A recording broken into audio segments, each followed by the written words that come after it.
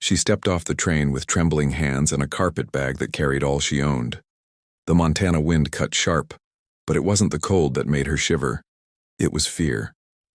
Catherine Walsh had never been more than 10 miles from home, and now she stood in a strange town promised to a man she'd never met. Her heart pounded with doubt, until a small voice broke through.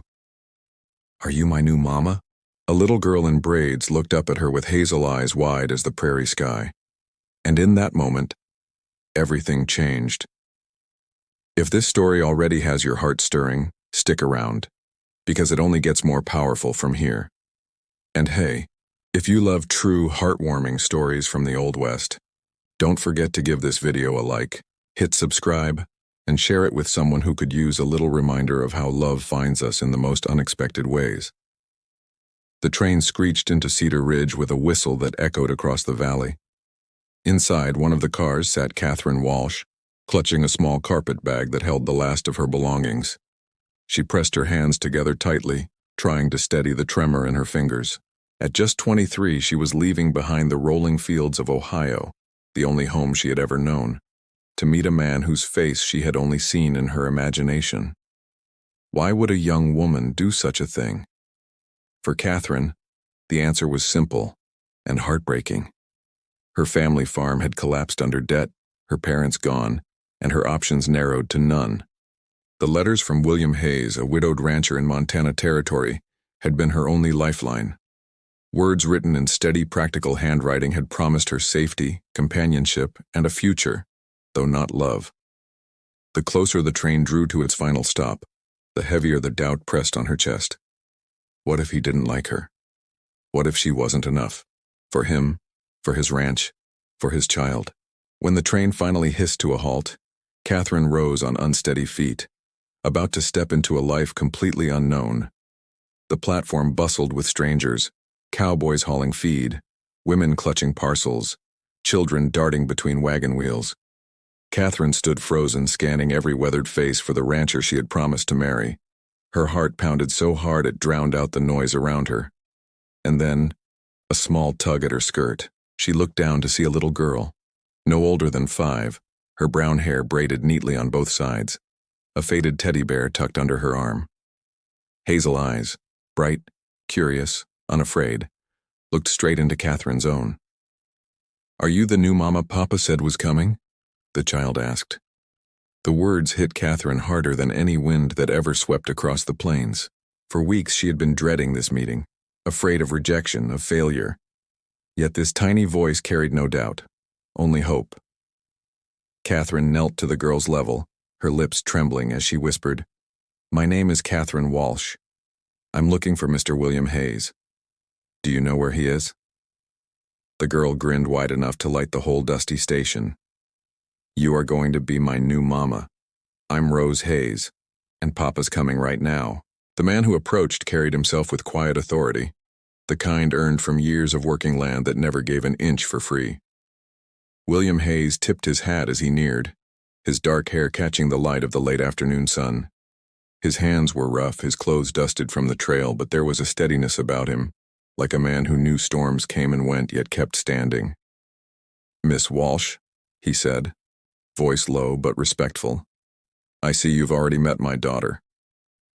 Catherine rose quickly, clutching her bag, but her eyes stayed on the child who nestled closer to her father's side. William's hand rested on Rose's shoulder with a protective gentleness that surprised Catherine. This wasn't just a rancher seeking a wife. This was a father carrying the weight of raising a little girl alone. In that moment, she understood. The letters hadn't told the whole story. William wasn't looking for romance. He was looking for stability, for someone willing to share both the burdens and the blessings of ranch life. And yet, there was something in his gaze, especially when it flickered toward Rose, that revealed a tenderness words could never capture. That first evening on the ranch, Catherine settled into the small guest room William had prepared. The house was modest but neat. Fresh curtains hung in the windows, quilts folded at the foot of the bed, little touches that whispered of care.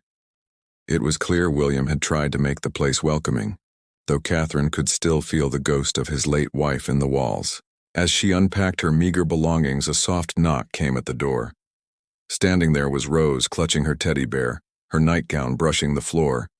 Her expression was serious, too serious for a child so young. "Miss Catherine," Rose said, her voice hushed but steady. "Can you be my mama for real? Not just because you marry Papa, but because you want to love me?" The words sliced through Catherine's fear like sunlight breaking cloud. Tears welled before she could stop them. She pulled Rose into her arms and whispered, "Oh, sweetheart, that's exactly what I want more than anything." In that instant, the doubt that had haunted her train ride began to fade. She wasn't just here to marry a man. She was here to answer the longing of a child's heart. The days that followed were not easy, but they were steady. Catherine learned to milk cows before dawn, to knead bread while the fire still glowed, and to ride across the pastures with William checking fences. Each task tested her, but it also built her. And always, Rose's small hand slipped into hers, a constant reminder of why she had come. William, for his part, never hurried her. He didn't demand affection or expect her to simply fit into the role of wife overnight. Instead, he listened. He asked her opinion about schooling for Rose, about the household, even about ranch matters. That respect, so simple, yet so rare, grew into trust.